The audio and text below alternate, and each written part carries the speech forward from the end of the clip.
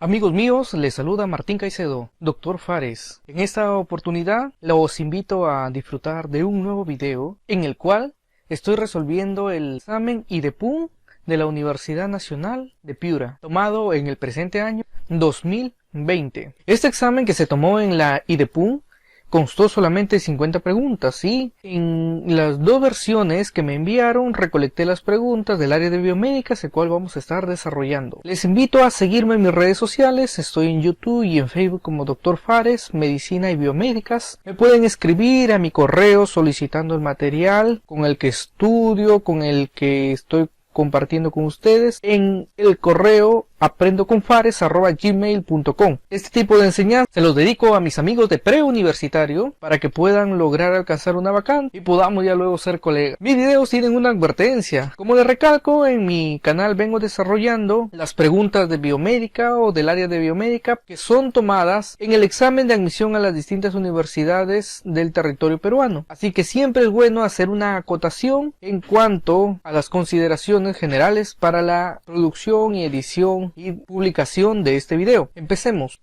Cada universidad tiene sus propias fuentes bibliográficas y también tiene su centro pre. Por ende, tienen un modelo de plantear las preguntas para su examen de admisión. Es decir, que cada universidad tiene una forma en cómo plantean las preguntas para su examen de admisión. En este canal se está brindando las pautas generales. Sin embargo, es recomendable también escuchar a los docentes que enseñan en esa región y por ende tienen más conocimiento acerca de las modalidades oficiales de las universidades de ese lugar. Cada docente tiene una forma particular, una forma peculiar de enseñar y se pide respetar todos los estilos y tratar de aprender de todos lo mejor para poderse formar un estilo propio. Este contenido si persigue el fin lucrativo y mercantilista es el de ser útil para que con una mejor educación y bajo la libertad podamos crecer como nación. Trata de utilizar lapiceros de colores, de ser ordenado en el estudio, de repetir los videos hasta entenderlos. Además, en forma de agradecimiento, suscríbete al canal y comparte el contenido. Y mis videos también tienen un poco de contenido de sarcasmo, así que mi generación de cristal no se hagan los ofendidos. Como fuentes bibliográficas, recomiendo bastante el libro de biología de Martín Ortiz Tenorio, el compendio de anatomía, biología y química de la Universidad Nacional Pedro Ruiz Gallo, los compendios de Aduni, de Ediciones León, los de Editorial San Marcos también son buenos. Para los que les agrada ya leer apasionadamente los temas de biología, les recomiendo el libro de Biología Molecular de Armendáriz, el libro también de Biología Molecular de Fundamentos y Aplicaciones de Armendáriz y el CAR de Biología Celular y Molecular. Estos libros los estuve revisando para presentarles posteriormente la resolución de los exámenes de la Universidad Nacional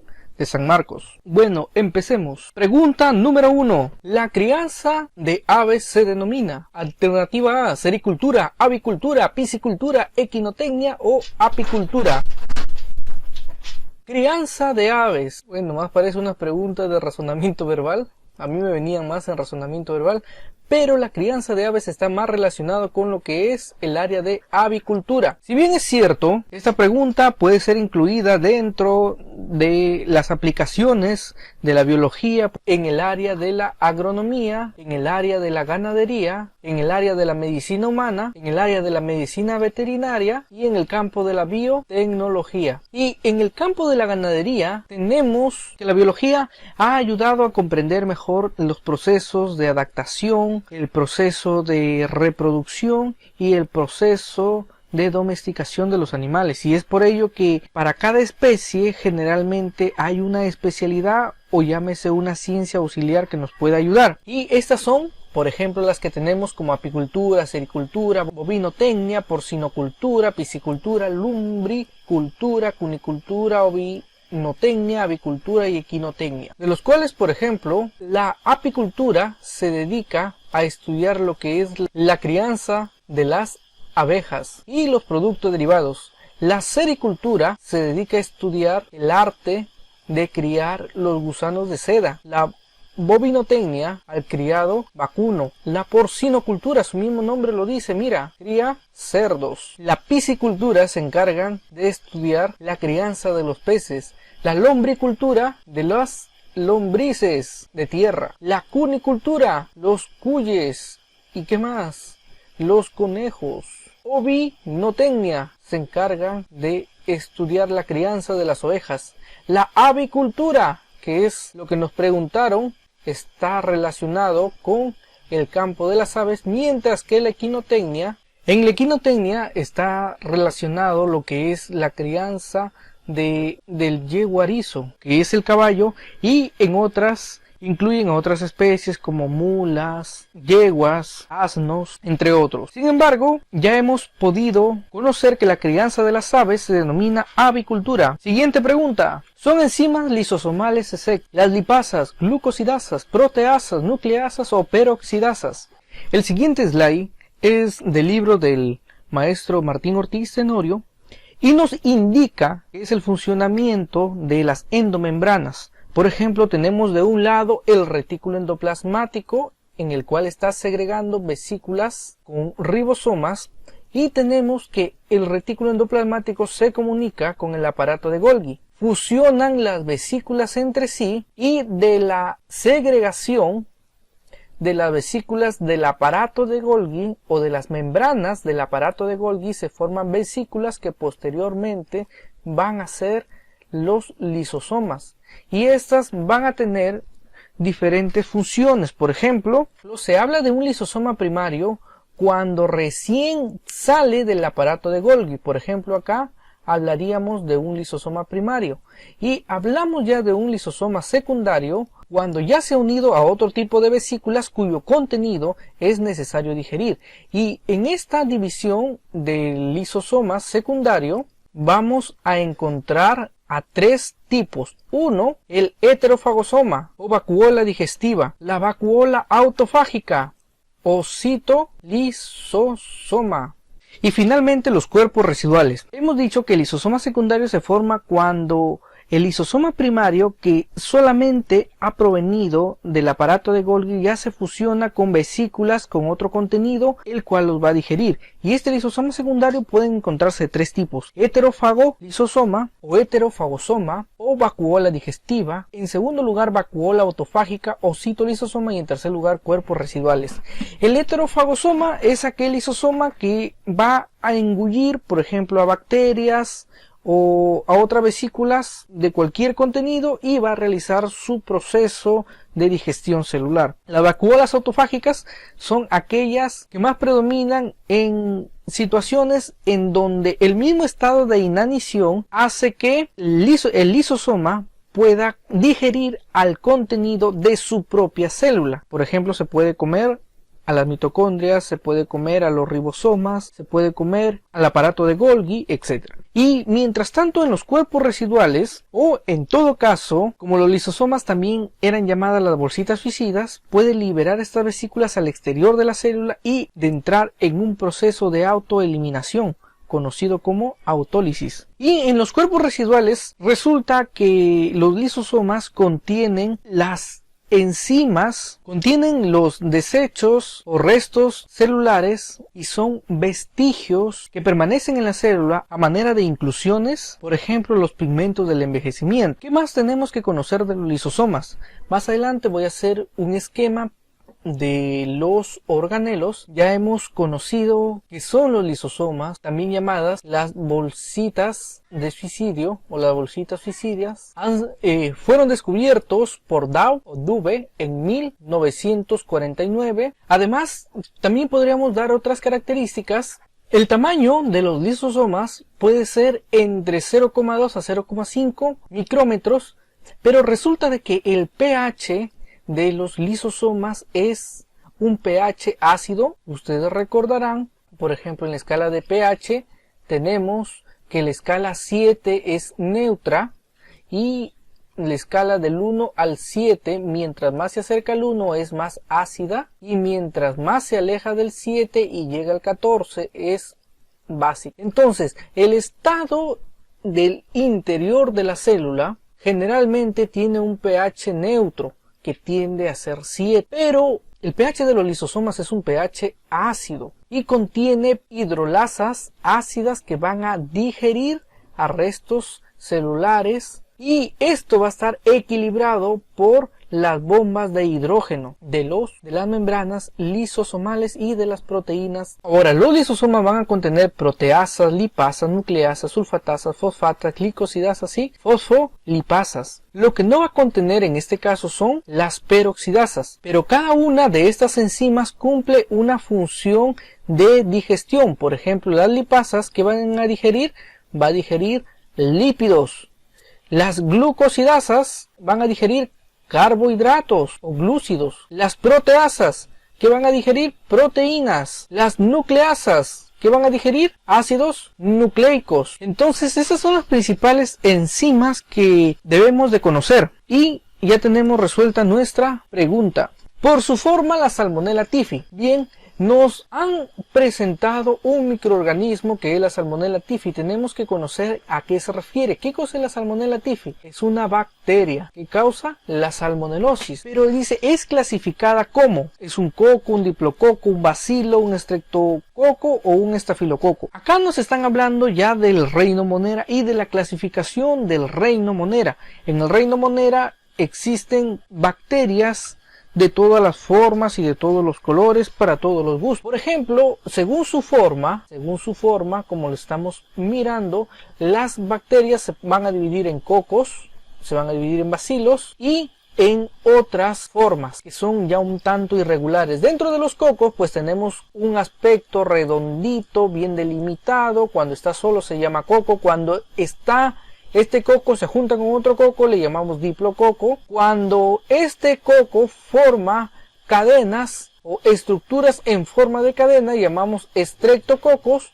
Cuando estos cocos están unidos en forma de racimo o forman colonias que dan la apariencia de racimo, le llamamos estafilococos. Y cuando se reúnen de 4 en 4 se llaman tétraras, mientras que cuando forman estructuras cuboideas les llamamos sarcinas. Para los bacilos son aquellas bacterias que tienen forma de un bastón, es una forma alargada. Y podemos, por ejemplo, encontrar colonias que cuando se unen bastantes bacilos sin una forma aparente o apiñado les decimos, se forma la empalizada, mientras que si se unen de dos le llamamos diplobacilo, cuando se unen en cadenita, estreptobacilo. En otras formas tenemos bacterias que forman vibrios, tenemos bacterias en forma muy alargada que ya no son redondas ni en forma de bastón, tenemos espiroquetas, tenemos bacterias filamentosas, etcétera, etcétera. Ahora, la Salmonella typhi, por su forma, por su aspecto, pertenece al grupo de los bacilos. Esa sería nuestra respuesta. Por ejemplo, para dar un poquito más de datos, dentro del grupo de los cocos, ¿a quién tenemos? Por ejemplo, al Streptococcus pneumoniae, en forma de estrepto, en forma de cadena. A los estafilococos, por ejemplo, citamos a los estafilococos aureus, que se unen así en forma de racimo. ¿Qué producen? Por ejemplo, intoxicaciones alimenticias, neumonías. Dentro de los bacilos tenemos a los Clostridium y, por ejemplo, también tenemos a las famosas pleomórficas. Esta es una forma irregular o de varias formas que pueden tomar las bacterias. Ejemplo de pleomórfico es el Mycobacterium tuberculosis. ¿Qué produce la tuberculosis? El Microbacterium leprae, que produce la lepra, muchachos. O el bacilo de Hansen y el bacilo de Koch respectivamente. Entonces esas han sido preguntas de exámenes de admisión. Seguimos. Pregunta número 4 y con esto acabamos un examen. La protozoología estudia a... ¿Qué estudia la protozoología? Estudia a los protozoarios. Cuando hablamos de las ramas de la biología, de forma arbitraria ya se ha generalizado que la biología se puede dividir en biología por ser vivo a tratado y biología por tema a tratar. En la biología por ser vivo a tratado tenemos a las ramas, y una de las ramas es la protozoología, que se encarga de estudiar a los protozoarios. Y como es característica de la Universidad de Piura, nos han dado a los organismos con su nombre científico. Generalmente en otras universidades te colocan los ejemplos, pero con nombres de los animales comunes, con su nombre ordinario. Sin embargo, la Universidad de Piura te pregunta haciéndote hincapié en el nombre científico. Y como sabemos que la protozoología estudia a los protozoarios, vamos a hacer por acá un cuadrito para tener una noción de lo que es el estudio de la protozoología o de los protozoarios. Recordar que en 1969 Whittaker divide prácticamente a todo el mundo conocido en 5 reinos. En 5 reinos que están en 2 dominios. Tenemos al dominio eucariota y tenemos al dominio procariota. El dominio procariota generalmente es de las bacterias, está incluido el reino Monera, y el dominio eucariota tenemos a los 4 reinos restantes, al protista, al fungi, al vegetal y al animal. Para hablar del reino protista, tenemos que entender que los protistas generalmente son eucariotas, son uni o pluricelulares, pueden estar formando colonias, tienen una nutrición que puede ser autótrofa o heterótrofa, tienen una reproducción sexual y asexual, y encontramos a 2 grandes divisiones dentro de los protistas heterótrofos y los protistas autótrofos. En los protistas heterótrofos todos son unicelulares, mientras que en los organismos autótrofos son semejantes a las plantas o a los vegetales. Por ejemplo, si los vegetales tienen raíz, ellos tienen un rizoide. Si los vegetales tienen tallos, las algas tendrán taloide. Si las plantas tienen hojas, estos protistas tendrán filoides. Y dentro de los heterótrofos tenemos a 4 clases. 1 son los mastigóforos o los flagelados. 2, los sarcodinos, los rizópodos, los sarcodinos, o también llamados rizópodos, o también llamados los ameboideos. 3, tenemos a los esporozoarios, o los también llamados los apicomplexa. Y 4, tenemos a los ciliados o los infusorios. Mientras que en los autótrofos tenemos a las euglenofitas, o tenemos a las euglenas o euglenofitas. Tenemos a las crisofitas o las algas diatomeas. Tenemos también a las pirrofitas o los dinoflagelados. Tenemos a las clorofitas o algas verdes. Y tenemos a las pirrofitas o las algas pardas. Tenemos también a las rhodofitas o las algas rojas. Cada clase tiene su particularidad, sus características especiales. Sin embargo, en esta ocasión nos referiremos específicamente a los heterótrofos. Para el contenido de la clase, pues tenemos que dentro de los flagelados tenemos a los más conocidos, como por ejemplo el Trypanosoma cruzi, el Trypanosoma gambiense, la Leishmania, la Giardia. Ejemplo de sarcodinos, rizópodos o ameboideos. ¿Qué te dice, hijo? Tenemos a las amebas, por ejemplo las amebas de vida libre o las amebas que pueden estar en forma latente, se desplazan mediante sus estructuras ameboideas, las cuales conocemos como los pseudópodos o los falsos pies. Tenemos a los esporozoarios, que son inmóviles, la reproducción es dada por espora, todos son parásitos. Ejemplo, tenemos al Plasmodium, recuerden, podemos tener al Plasmodium vivax, al Ovalia, Naulesia, al Falciparum, al Malariae. Y las preguntas que nos vienen: ¿quién de ellos causa la fiebre terciana? ¿Quién de ellos causa la fiebre terciana benigna? También vienen ya en los exámenes de medicina específicos para el residentado. Hace poco acabo de hacer el video de los exámenes de residentado. Tenemos a los ciliados o infusorios, que se desplazan mediante cilios. Tenemos al Paramecium, Vorticella, y dentro de ellos al Balantidium coli. El Balantidium coli es el único ciliado que parasita al hombre y es el más grande de todos los ciliados que parasita al hombre. Y esas son preguntas también que vienen en el residentado. De todos los ciliados, el único que parasita al hombre es el Balantidium coli. ¿Cuál es el factor de riesgo? Una persona que se dedica a la crianza de cerdos. En los exámenes de residentado, por ejemplo, venían cuál es el protozoo de mayor tamaño. La respuesta era Balantidium coli. Así que con esos tips creo que ustedes ya se ubican acerca del Balantidium coli.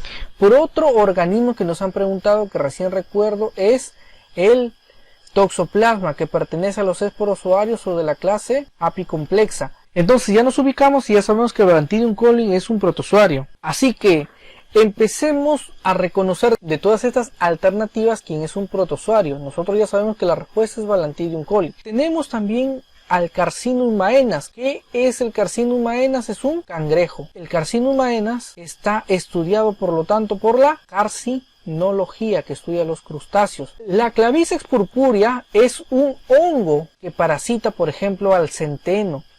Entonces es estudiado por la micología. La Omphalus nidiformis es también un hongo, estaría siendo estudiado por la micología. Vibrio chollear es una bacteria y esta bacteria estaría estudiada por la bacteriología. Y Balantidium colin es un protozoario, que es la respuesta que nos han pedido.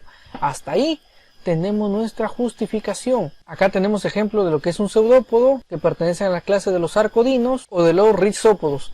Acá tenemos el ejemplo clásico, que es el Paramecium dentro de los ciliados. El ciliado de mayor tamaño es el Balantidium colin, no lo olviden. Y en la parte inferior tenemos a lo que son ya los protozoarios autótrofos. Ahí tenemos a las quideazofitas o diatomeas, o las algas amarillas, las pirrofitas. Tenemos a las pirrofitas o dinoflagelados, que te causan las famosas mareas rojas. Tenemos a las clorofitas, con su ejemplo clásico el Volvox. Tenemos a las feofitas o las algas pardas. Tenemos a las rodofitas o las algas rojas. Seguimos. Como les decía, la biología presenta sus ramas. Y las ramas van a dividirse en por ser vivo tratado y por tema tratado. Dentro del estudio de la biología por el ser vivo tratado los clasificamos en sus reinos. Y tenemos al reino Monera, al reino Protista, al reino Fungi, al reino Plantae y al reino Animalia. Y cada especie de este reino va a tener su rama auxiliar que se va a dedicar al estudio de esas estructuras. Por ejemplo, a las bacterias se estudia la bacteriología, a los protistas la protistología, a los protozoarios la protozoología, a las algas la ficología, a los hongos la micología, a las plantas la botánica. La criptogamia estudia las plantas sin semillas, que también ha sido preguntada. Las plantas con semillas lo estudia la fanerogamia. ¿Quién estudia los musgos? La briología. ¿Quién estudia a los helechos? La pteridología. Pero ¿quién estudia los musgos y helechos? La criptogamia, porque son plantas que no tienen semilla. Ojo con eso, que han preguntado. También tenemos a las otras ramas. ¿Quién estudia los animales? La zoología, los gusanos, la mitología. Y aquí nos ponemos a recitar como Kiko. Los animales que comen carne se llaman carnívoros. Los que comen hierbas, herbívoros. Los que comen insectos, insectívoros. Los que comen joquequívoros. Los que comen enchiladas, enchiladivívoros. Los que comen gordas pellizcadas, gordos pellizcadidívoros. Y así, según lo que coman. Entonces, a los moluscos los estudia la malacología, los crustáceos, el ejemplo que nos daban, la carcinología, los insectos, la entomología, y así por el estilo. Y en el tema por el tema tratado, que también ha venido, la vez pasada creo que preguntaron la biotaxia o la taxonomía, que estudia la clasificación de los seres vivos. ¿Quién estudia el comportamiento animal? La etología. ¿Quién estudia las razas? La etnología. ¿Quién estudia los restos fósiles? La paleontología. Y el origen de las enfermedades, la etiología. Esta clasificación ha dado origen a numerosas preguntas en el examen de admisión. Entonces hasta ahí se acabaron las 4 preguntas para un primer examen. Continuamos con las otras 4 preguntas para el otro examen. Pregunta 5. Son organelos bimembranosos. Tenemos a los peroxisomas ribosomas, vacuola lisosomas, peroxisomas glioxisomas, cloroplastos mitocondrias y mitocondrias y peroxisomas. Como ya nosotros sabemos que aquellos que son organelos que tienen doble membrana corresponden a lo que son los cloroplastos y las mitocondrias. Pero vamos a hacer un esquema para ubicarnos en el tipo de organelos que están contenidos en el citoplasma. Por acá nosotros tenemos al citoplasma. Recuerden que la célula que nosotros tenemos tiene membrana celular, tiene el citoplasma y tiene una parte central conocida como núcleo. Esas son las 3 partes de la célula, las 3 partes fundamentales. Pero el citoplasma se divide didácticamente en 2 partes. Uno, que es el hialoplasma, o sea, todo el contenido en donde flotan los organelos. El hialoplasma, ¿qué contiene? Contiene a 2 aspectos. Contiene agua y contiene lo que es el citoesqueleto. Y acá vamos a hacer el resumen de otras preguntas. Mientras que en los organelos tenemos a los organelos que poseen a los organelos sin membrana y a los organelos con membrana. En el citoesqueleto vamos a encontrar 3 estructuras características, son aquellas que le dan el soporte a la célula. En el citoesqueleto vamos a encontrar a los microtúbulos, vamos a encontrar también a los microfilamentos y también vamos a encontrar a los filamentos intermedios. Encontramos a los filamentos intermedios. De los microtúbulos, ¿qué podríamos decir? Que la mayor parte están constituidos por la proteína tubulina, que también ha sido pregunta de examen de admisión. Forman lo que son los flagelos, los cilios, los centriolos. Dentro de los microfilamentos tenemos a sus proteínas que son la actina y la miosina. Actina y miosina. Y en los filamentos intermedios tenemos a la proteína predominante que es la queratina, que predomina en la célula de desgaste. Ya, dentro de los organelos sin membrana podemos citar a las ribosomas y podemos citar a los centrosomas. Y dentro de los organelos con membrana tenemos a aquellos que tienen un sistema de endomembrana, aquellos que tienen doble membrana y aquellos que tienen solo una membrana. Tenemos aquellos con sistema de endomembranas, tenemos a aquellos que tienen doble membrana y tenemos a aquellos que tienen una membrana o membrana única. ¿Quiénes son aquellos organelos con un sistema de endomembrana? Como ya los mencioné, está el retículo endoplasmático, ¿Quién más está? El aparato de Golgi y finalmente la carioteca. ¿Quiénes son los organelos con doble membrana? Tenemos a dos organelos, mitocondrias, y tenemos a los cloroplastos. Y con membrana única pues tenemos a las vacuolas o a los citosomas. Tenemos a las vacuolas y a los citosomas. Y dentro de los citosomas tenemos a los lisosomas, glioxisomas y peroxisomas. Por lo que nuestra respuesta queda bien justificada reconociendo a las mitocondrias y a los cloroplastos como organelos con doble membrana. Esta justificación nos va a servir para dar respuesta a otra pregunta más adelante que también nos habla del citoesqueleto y la importancia en el sostén celular interno, en el soporte interno. Entonces ya lo saben ustedes. Bien, nos dicen no pertenecen al dominio eucariota. Nosotros tenemos que entender, como les dije al principio, que después de la división de Whittaker, un esquema en la que se pudieran clasificar y se pudieran integrar a los organismos de acuerdo a sus características. Para eso, por ejemplo, hay una mnemotecnia que al menos me acuerdo, ¿ya? es jefa, orcla, olclarre. Hay algunos que se le aprenden de especie a reino y hay otros que se aprenden del reino a especie. Yo me acuerdo desde especie a reino. Porque a veces también te piden cuál es el orden en forma creciente o en manera decreciente para clasificar a los seres vivos. Yo me acuerdo así, es jefa por especie, que es la unidad fundamental de la clasificación de la taxonomía. El conjunto de especies me da origen a un género, el conjunto de género me da origen a una familia, el conjunto de familia a un orden, el conjunto de órdenes a una clase y el conjunto de clases, si son animales y protozoos, me dan filum. Si son moneras, hongos o plantas, me dan origen a una división y el conjunto de filum o de división me da un reino. Pero ahí no queda, sino que por encima del reino está el dominio. Entonces, por encima del reino está el dominio. Y para ello, sabemos que hay dos tipos de dominio. El dominio puede ser eucariota o el dominio puede ser procariota. El dominio procariota corresponde al reino monera, mientras que para el resto de reinos, para el reino protista, para el reino fungi, para el reino animal y para el reino vegetal corresponden al reino eucariota. Por ejemplo, acá otra vez nos dan los nombres científicos, por ejemplo, ¿y qué cosa es la pantera leo? Es un león, es un animal, es un eucariota verdadero. La manita faloides, ¿qué cosa es? Es un hongo, como ustedes lo pueden ver, y pertenece al reino fungi, también es verdadero. Helicobacter pylori, ¿qué cosa es Helicobacter pylori? Ahí lo tenemos al frente, es una bacteria, y como bacteria pertenece al reino monera, y pertenece al reino monera, pertenece al dominio procariota, por lo tanto esa sería la respuesta. La curcubitácea máxima es el zapallo, que pertenece al reino vegetal y también es eucariota. La Trichomona vaginalis es un protozoario que causa infecciones y pertenece al reino también eucariota en los protistas. Así que nuestra respuesta quedaría la alternativa C, Helicobacter pylori, pues se pertenece al reino procariota. Siguiente pregunta.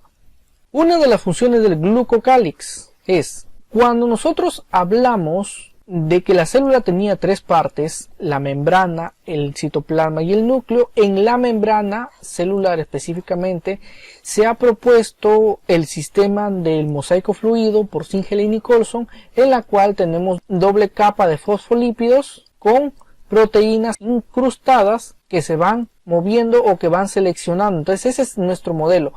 Pero el glucocálix, en la parte externa de las membranas, existe también formaciones con carbohidratos que van a servir para generar patrones de reconocimiento de carbohidratos que se unen tanto a los fosfolípidos o a las proteínas integrales y van a servir para reconocer y también para proteger. Leemos las alternativas. La formación de cilios y flagelos, no. Esta no es su función. La producción de enzimas hidrolasas, tampoco. Ya lo hemos visto. La autofagia celular, menos. Acá ya nos están hablando de las bolsitas suicidas. Protegen a la membrana contra el daño químico o mecánico. Esta sí es, porque va a brindar o conferir protección. Se encargan de lo que es la secreción celular, no se encargan de la secreción celular. Bien, continuamos. Como les dije, la membrana, y tenemos en la parte externa el glucocálix. Como ustedes ven, ¿cuál es la cubierta celular? La cubierta celular está compuesta por el glucocálix. El espacio extracelular en donde se ubican, por ejemplo, los glucolípidos, son glúcidos unidos a lípidos o carbohidratos unidos a lípidos.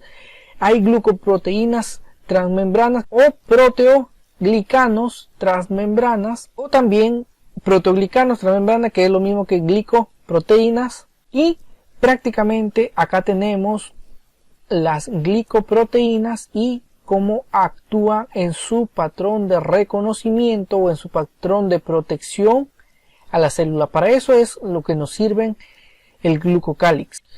Pregunta final.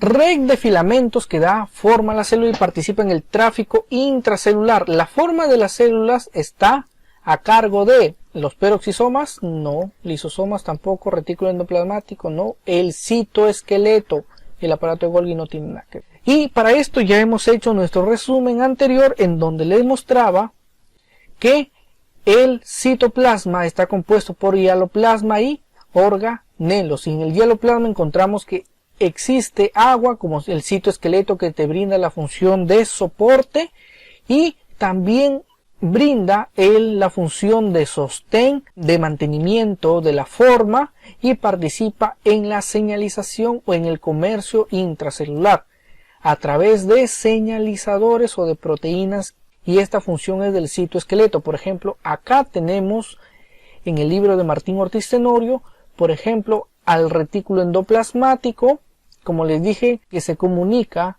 con las demás organelas, y tenemos también, por ejemplo, acá los microtúbulos, parte del citoesqueleto, tenemos a los microfilamentos, a las estructuras que están de amarillo, que también pertenecen al citoesqueleto, y miren cómo este le da soporte a las estructuras, como el retículo, como el Golgi, como la mitocondria, y va a servir también para que entre ellos exista una señalización o un comercio o un tráfico intracelular. Entonces esa es la función del citoesqueleto.